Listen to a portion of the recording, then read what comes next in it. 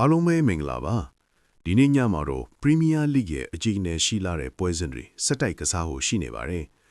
အမတ်ပေးစရာထိပ်ပိုက်အပြောင်းလဲတွေဖြစ်လာနိုင်မလားဆိုတာပွဲကြို3သက်ချက်လေးနဲ့အတူကြည့်လိုက်ရအောင်ဗျာပထမဆုံးပွဲကတော့အဆင့်3နေရာက Unai Emery ရဲ့ Aston Villa နဲ့ Brighton တို့ရဲ့ပွဲပါ Villa ဟာအိမ်ကွင်းမှာနောက်ဆုံး2ပွဲဆက်ရှုံးထားလို့ဒီညက်မှာတော့သွေးပူပြောက်ပါလိမ့်မယ်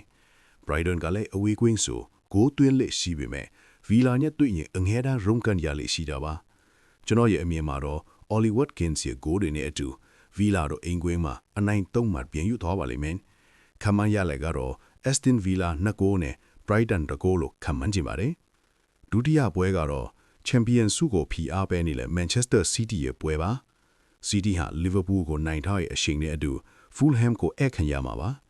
McDandry ရတော့ Fulham ဟာ City ကိုနောက်ဆုံး19ပွဲဆက်ချုံထားတာကြောင့်ဒီပွဲက City အတွက်တော့ခက်ခဲမှာမဟုတ်ပါဘူး။ Erling Haaland ရဲ့ကိုမိုးရသွင်းမှုကိုမြင်တွေ့ရမယ့်ပွဲလည်းဖြစ်ပါတယ်။ခံမှန်းရလက်ကတော့ Man City 3ဂိုးနဲ့ Fulham 2ဂိုးလို့ခံမှန်းခင်ပါတယ်။နောက်ဆုံးပွဲကတော့အဆွဲအလန်းအကြီးဆုံးပွဲပါ။ဒီဟာဒီအိမ်ကွင်းမှာတပွဲမှမရှုံးသေးတဲ့ Sunderland နဲ့အမှတ်လျှော့လို့မရတော့တဲ့ Liverpool တို့ထိတိုက်တွေ့နေပါတယ်။ Sunderland ရဲ့အိမ်ကွင်း Stadium of Light ဟာအသင်းကြီးတွေအတွက်ငရဲခန်းဖြစ်နေပြီး